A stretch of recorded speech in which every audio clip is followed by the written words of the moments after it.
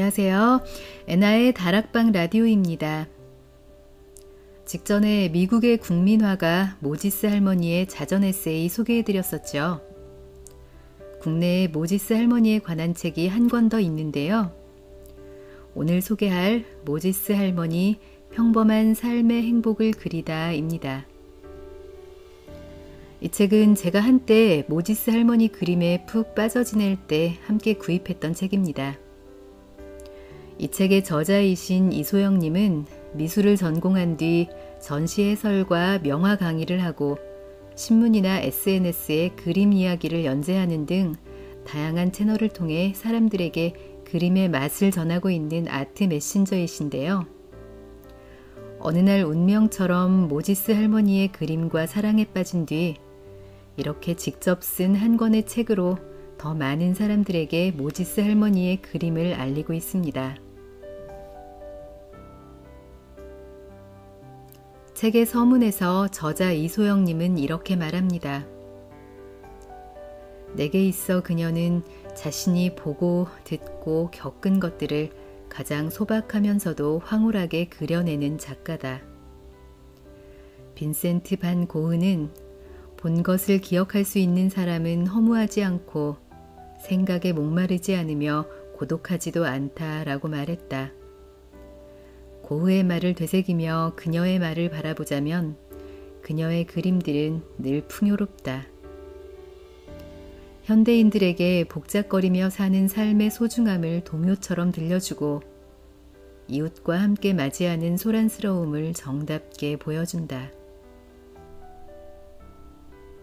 할머니의 그림에는 가족의 일상과 마을 사람들의 일상, 그리고 계절별로 다채롭게 펼쳐지던 미국적인 마을 축제의 풍경 등이 담겨 있는데요. 아트 메신저 이소영님이 다정하게 안내해주는 모지스 할머니의 그림 이야기와 모지스 할머니를 통해 깨달은 삶의 진리들까지 오늘도 끝까지 귀 기울여 들어주세요.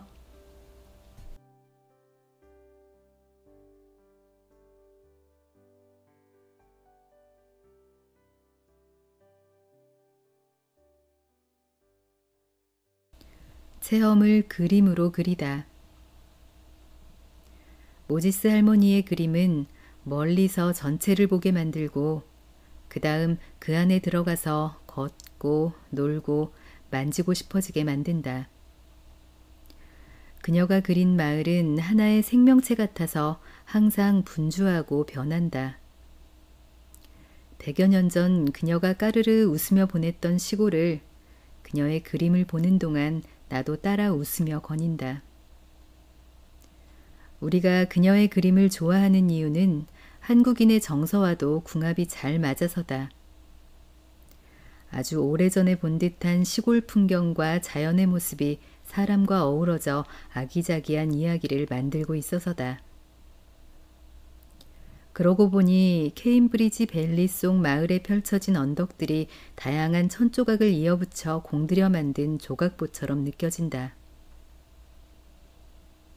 그녀처럼 전문적인 미술 교육을 받지 않은 작가들이 그린 작품을 나이브 아트 또는 소박파라고 부른다. 앙리 루소나 장 듀뷔페가 대표적인 예이다. 이런 화가들은 세련된 기법보다는 본능에서 표출된 순수함과 즐거움, 자신만이 가진 독특한 시각으로 작품을 만들어낸다. 모지스 할머니에게 그림은 특별히 배운 것도 없이 그냥 취미로 하는 활동이었다. 시골의 고즈넉한 풍경이나 자신이 겪은 농촌 생활을 그저 느끼는 대로 소박하게 그려나갔다. 그러다 보니 자수처럼 한 땀 한 땀 정성을 들인 그림이지만 등장하는 사람이 옆으로 눕기도 하고 집이 장난감처럼 기울어지기도 하여 일반적인 미술 상식으로는 전혀 맞지 않는 마치 초등학생이 그린 그림처럼 보이기도 한다. 하지만 단순하면서도 밝은 그녀의 화풍은 그녀의 성격처럼 느껴진다. 나는 그녀의 작품들을 바라보면서 온 세상이 깜짝 놀랄 만한 자극적인 기쁨도 좋지만 지금 나와 함께 있는 사람과 같은 풍경을 보는 것만으로도 귀한 기쁨이라는 사실을 깨달았다. 내가 그녀의 그림을 명화라고 생각하는 이유는 한 가지다. 오랫동안 들여다보게 만드는 힘을 내재하고 있어서다. 때로는 사람의 눈동자가 얼마나 오래 머무느냐의 차이가 명화를 결정짓기도 한다. 시선이 그림에 오래 또 깊게 머물다 보면 나도 모르게 명화로 생각하고 싶어지는 것이다. 누가 명화라고 해서 명화라고 느끼는 것이 아니라 그냥 내가 명화로 생각하고 싶어지는 것이다. 할머니의 그림 농장이 이사하는 날은 작품은 눈을 위한 파티라고 말했던 화가 들라크루아의 말과 어울리는 그림이다. 모지스의 그림은 감상자로 하여금 그 누구보다 눈동자를 열심히 굴리게 만든다. 그런데 신기한 점은 아무리 복잡한 장면일지라도 감상자인 나의 마음을 산란하게 하지 않는다는 거다. 북적북적하지만 조화롭다. 아마도 모두가 함께 하나의 목표를 향해 달려가는 과정이 느껴져서일 것이다. 다 함께 농장의 짐을 옮기려고 모인 사람들을 감싼 아침 공기가 따뜻하게 전해진다. 우리가 지닌 감수성이나 지능은 사실 처음에는 큰 차이가 없다.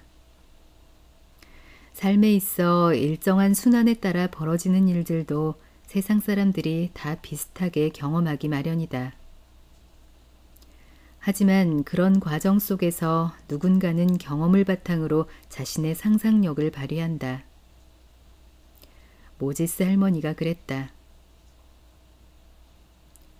그녀의 그림에서 평범한 것도 더 인상적이게, 지루한 과정도 더 흥미롭게 보이는 비밀은 바로 경험에 있었다. 그녀는 자신의 체험을 바탕으로 풍성한 시골 밥상 같은 그림을 창조해냈다.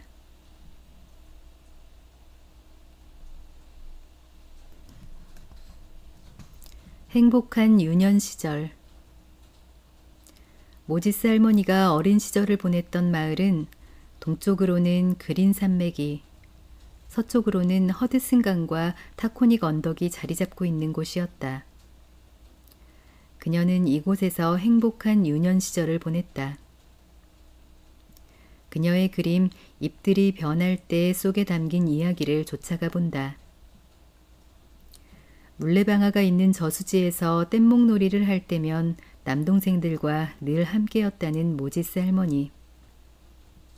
그림 속에서의 오늘도 물레방아가 돌고 있다. 돌고 돌면서 물의 힘을 이용해 곡식을 찌으며 사람을 대신해 마을의 일손을 도와준다. 어린아이는 엄마 손을 잡고 냇가에 산책을 나왔고 건너편에는 소달구지를 탄 목동이 힘든 하루, 고된 길을 잠시 쉬어가고 있다. 마을 전체가 단풍옷을 갈아입고 가을을 누리고 있다. 도시의 생활이 주는 편안함을 사랑하지만 때로는 사방이 회색으로 둘러싸여 있는 빌딩촌이 삭막하게 느껴지기도 한다. 그런 날이면 나는 어린 시절부터 청소년이 될 때까지 방학 때마다 머물렀던 지리산 산골짜기의 시골을 떠올린다. 나이가 들수록 가장 그리워지는 시간은 늘 한결같다. 도시에 살면서 나무 향기가 그리울 때마다 나를 말랑말랑하게 만들어주는 것은 내 안에 담긴 시골에서의 추억들이었다. 모지스 할머니도 그랬을 것이다. 그녀의 그림을 보고 있으면 그녀가 품고 있던 유년 시절의 기억의 방을 구경하는 것 같다. 그녀가 우리를 아득한 기억의 방으로 초대한다. 내게 그녀의 그림은 언제나 특별하다. 어디 한번 분석해 볼까 하고 다가간 마음들을 금세 눈 녹듯 녹여버린다. 어떤 것에 대한 탐구도 아니고 미적인 심취도 아니다. 그녀는 그저 그 풍경이 좋았던 거다. 그 모든 풍경을 하나하나 원경으로 다 그린 것을 보면 그저 우리에게 다 보여주고 싶었던 거다.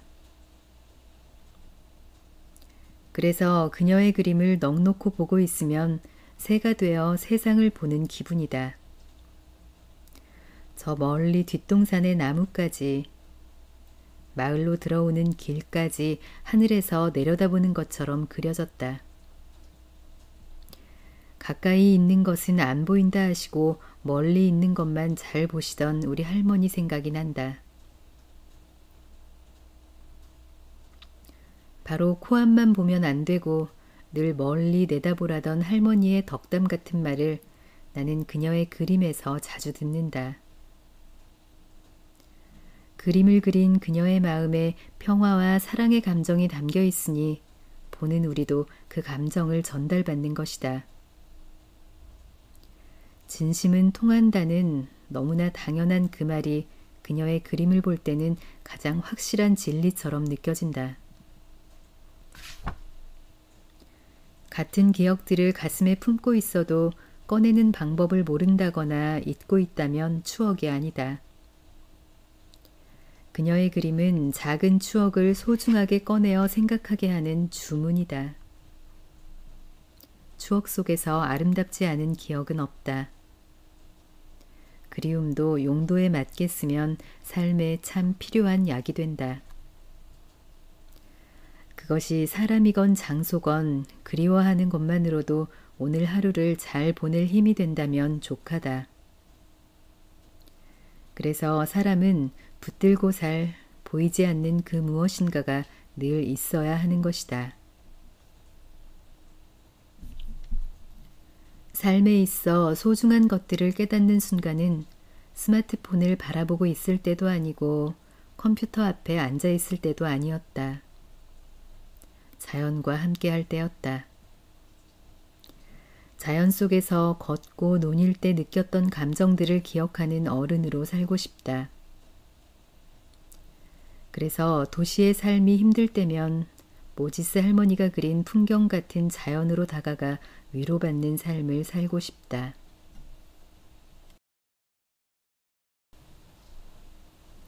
생활의 달인들. 그녀의 그림에서는 늘 사람들의 땀냄새와 숨소리가 들린다. 5월 비누 만들기, 양 목욕시키기 속을 자세히 들여다보면 동시에 두 가지 일이 진행되고 있다는 것을 눈치챌 수 있다. 왼편의 남자들은 개울가에서 양을 목욕시키고 있고 오른편의 안악은 비누 양동이를 돌보고 있다. 그 당시 양은 가족의 의류를 해결해주는 고마운 동물이었다. 양들의 털이 수북하게 자라나기를 기다렸다가 그들이 내어주는 따뜻한 털로 한 집의 겨울나기가 해결되었다. 그녀는 이 그림을 보는 사람들에게 잿물 한 통에 기름이 3파운드 이상 들어가면 비누가 예쁘게 나오지 않는다고 이야기했다. 잿물의 양을 얼마나 잘 판단하는지가 얼마나 좋은 비누를 만들 수 있느냐를 좌우한다고 말이다. 그림으로 탄생된 건 한 장면이지만 그 속에 담긴 여러 과정을 그녀는 기억하고 있었다. 아주 작은 것을 만들어내는 것이라 해도 오랜 시간 노련미가 쌓인 그 분야의 선수가 존재하기 마련이다. 대부분의 이런 일은 함께하는 사람들의 손발이 척척 맞아야 진행된다. 그래서 그녀의 그림은 그녀가 소개하는 생활의 달인들을 만나는 일이기도 하다. 매일 힘겨운 삶 속에 있는 것 같아도 하루에도 숱하게 위트와 휴머니즘이 우리에게 다가오듯이 그녀의 그림도 그렇다. 털이 깎여 오들오들 떨고 있는 양의 모습에 귀여운 미소가 지어지고 양들의 목욕을 지켜보며 으르렁대는 새까만 개는 나는 왜 목욕을 안 시켜주느냐며 찡찡대는 아이같이 느껴진다. 비누 양동이 옆을 지나는 오리 형제들은 꾸액꾸액 먹이를 달라 외쳐대고 이 모든 장면을 풍경처럼 보고 있는 나도 어느새 함께 그림 속에 있다. 진작 좀 오제 왜 이제야 왔노. 너도 저기가 앉아서 양 목욕 좀 시켜라. 구수한 사투리를 쓰며 자리를 내어주는 시골 할머니 같은 음성이 들린다. 그녀의 그림을 볼 때마다 나는 시계가 없어도 돌아가는 세상을 상상한다. 일의 마감이 시간이 기준이 되는 것이 아니라 함께한 사람들의 만족과 기쁨이 기준이 될 때 우리를 더 행복하게 한다. 모지스 할머니는 양초 만드는 모습도 그림에 담았다. 심지가 매달린 기다란 장대들을 몇 번이고 원하는 두께가 될 때까지 뜨거운 밀초 속에 담근다. 매일 이런 반복적인 생산활동을 했던 그녀에게는 그림 그리기보다 집안일이 훨씬 익숙했다. 한 도시를 이해하려면 그곳에서 사람들이 어떻게 일하고 어떻게 사랑하며 어떻게 죽는지 살펴보는 것이 좋다라고 자신의 소설 페스트에서 말했던 알베르 까뮈의 말이 마음에 맴돈다. 나의 느낌을 담아 모지스 할머니의 작품을 이야기하는 이 글을 쓰는 동안 나는 도시에서의 삶을 살면서도 생각의 끝에는 그녀의 그림 속 마을에 가 있었다. 때로는 그녀의 딸이 되었고 어느 날은 그녀의 옆집 아줌마가 되어 도란도란 이야기를 나눴다. 부분의 합이 늘 전체가 되는 것은 아니지만 우리가 사는 삶의 이런 부분이 모여 인생 전체가 완성되는 것이라면 내가 글을 쓰고 있는 지금도 당신이 글을 읽고 있는 지금도 소중하지 않을 리 없다.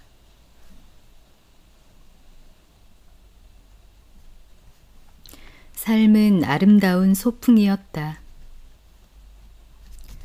매년 찾아와 떠나지 않을 것 같던 긴 겨울도 결국엔 지나간다. 인생은 끝없이 사계절을 받아들이며 반복된다. 봄을 받아들이고 여름을 인정하며 가을을 기다리고 겨울을 맞이하는 일. 그녀의 그림 속 마을 풍경을 따라 사계절을 걷다 보면 제철을 제철답게 살아내는 것만으로 잘 살았다는 생각을 하게 된다. 인생도 시기별로 우선시해야 될 일이 다르지 않던가.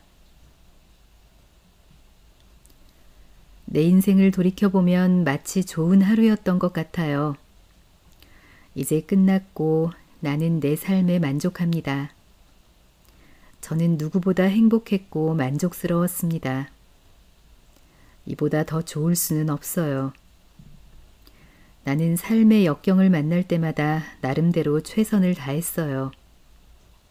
삶은 우리가 만들어 나가는 것이에요. 언제나 그랬고 앞으로도 그럴 겁니다. 노인의 지혜는 전체를 보는 시각에 있다는 말이 떠오른다. 노인학 연구에 의하면 시력과 기억력이 떨어질수록 전체적인 맥락을 보는 지혜는 깊어진다고 한다. 생각해보면 늘 마음이 불안할 때마다 나는 자꾸만 내가 사는 세상을 좁게 보았다. 내일이 오지도 않았는데 벌써부터 내일 걱정을 했고 오지 않은 미래를 운운하며 두려움에 떨었다. 두려워하며 맞이하는 내일만큼 쓰디쓴 병은 없었다. 지난해를 아무리 망쳤다고 해도 새롭게 시작할 수 있는 새해가 있어서 좋은 것 아니었나. 아직 우리에게 새로운 시작은 남아있다. 그녀는 많은 사람들이 축하해준 100번째 생일을 보내고 1961년 101세의 나이로 세상을 떠났다. 남은 작품이 모두 팔리면 그 돈은 농촌기술 지원금과 가난한 이웃들, 불치병과 싸우는 환자들에게 써달라는 유언을 남겼다. 자신이 좋아하던 순백색 눈이 내리던 어느 겨울날, 그녀는 그렇게 아름다웠던 삶의 소풍을 마치고 떠났다. 그녀의 삶은 성실과 열정이라는 비료로 열매를 맺고 그 열매를 세상에 다시 모두 뿌리고 간 삶이었다. 국민 할머니이자 국민 화가인 모지스 할머니의 죽음에 미국 전역에서 애도의 물결이 이어졌다. 모지스 할머니가 마지막으로 남긴 그림은 무지개이다. 그림 속 마을 사람들은 여전히 즐겁게 일상을 살고 있다. 마치 마을 사람들이 그림의 한가운데 우뚝 서 있는 큰 나무의 뿌리처럼 보인다. 생각해보면 내 삶의 뿌리를 이루는 것들도 대단한 성과들이 아니었다. 하루하루를 최선을 다해 살아가는 진실한 태도가 모여 튼튼한 뿌리가 되는 것은 아닐까. 짧은 생이든 긴 생이든 우리 모두에게는 다양한 일들이 일어난다. 주저앉아 울다가도 아름다운 것들을 마주할 때면 무릎을 펴고 일어나 바라보게 된다. 그녀의 삶도 그랬다. 5명의 아이들을 하늘로 먼저 보내야 했을 때도, 갑자기 남편을 잃었을 때도, 더 이상 십자수를 할 수 없을 만큼 손이 굳었을 때도 그녀는 자신의 상처를 받아들였다. 무릎을 꿇은 것이 아니라 그 상처를 통해 또 다른 문을 열고 세상을 살아갔다. 끊임없는 폭우를 겪을지라도 희망적이고 긍정적인 마음으로 무지개를 기다렸다. 그녀의 삶을 연극에 비유하자면 가난한 농가의 셋째 딸로 살며 가정부 일을 했던 1막, 아내이자 엄마로 살았던 2막, 그녀 개인으로 살며 화가로서 그림을 그려나갔던 3막이 있었다. 각 막에 보이지 않는 커튼이 쳐 있을지라도 그녀는 그 커튼을 기꺼이 즐겁게 열어젖히며 늘 성실하게 자신의 삶을 살았듯 예술가로서의 삶도 능동적으로 살아나갔다. 다른 누군가가 아닌 나 자신의 삶을 우러러보는 것이 중요하다는 것을 나는 그녀의 삶을 통해 배웠다.